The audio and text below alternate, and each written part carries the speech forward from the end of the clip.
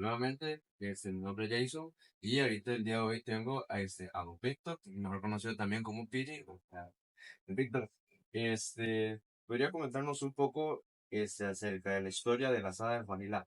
Más o menos, ¿desde qué año usted comenzó? ¿Cuáles fueron sus principios? Y básicamente resumirnos un poco la historia de la saga de Juanila. Sí, buenos días muchachos, mucho gusto de tenerlos aquí en mi casa. Un placer para mí. El acueducto de Juan el Ama comenzó en 1980, estando en la presidencia de don Rodrigo Carazo Odio. Él cuando vino a inaugurar la Lunaza, que la inauguró en 1978,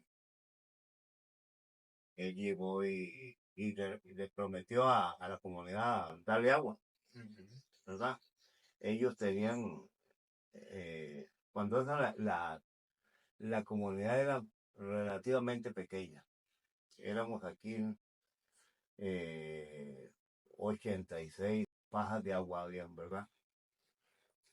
Entonces comenzó a desarrollarse la historia.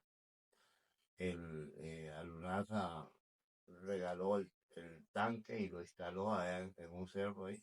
Y ahí comenzó la historia del acueducto.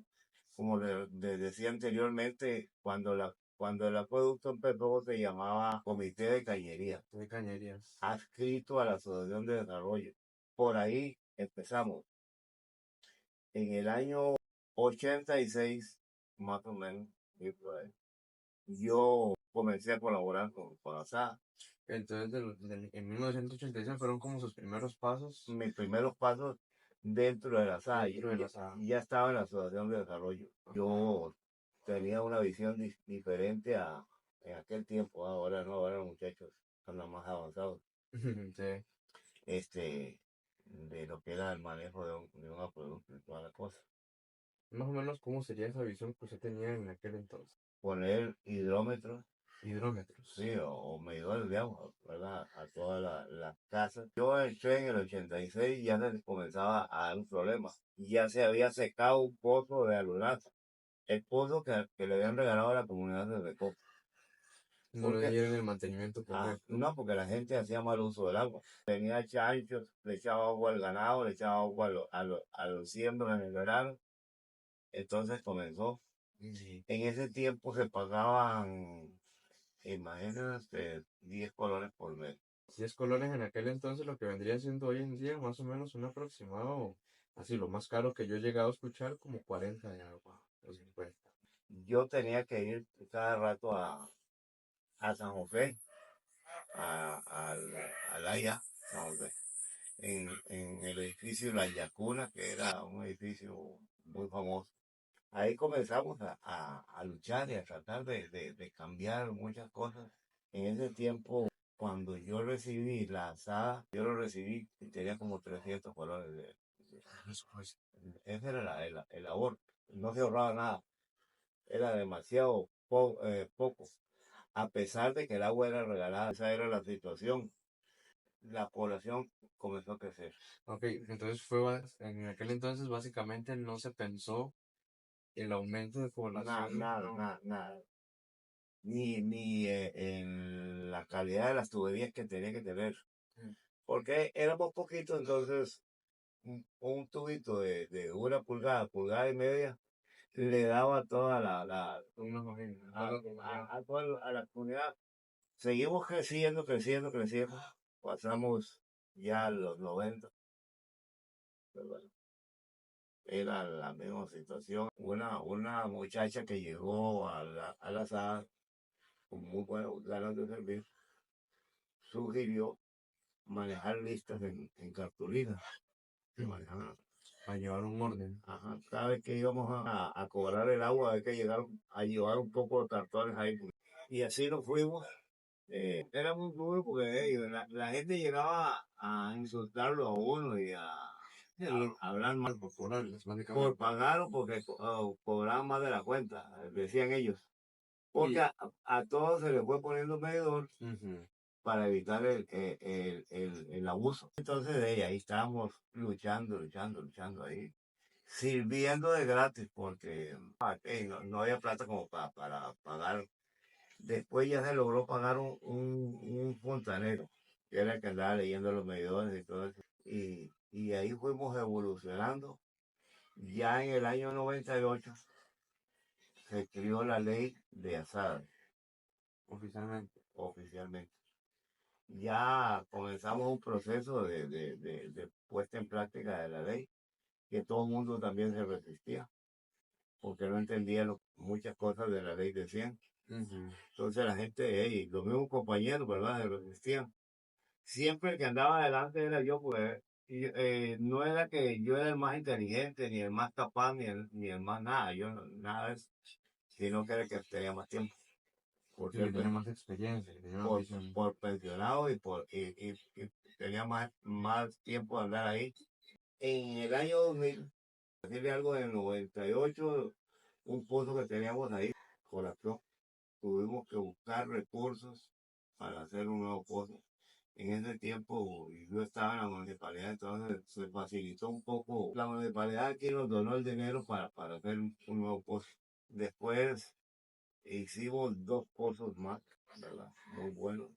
Ah, bueno, se me olvidaba decirles algo. Cuando Lunasa llegó y ya no le ponemos más agua, y no le tenemos que a los pozos de nosotros.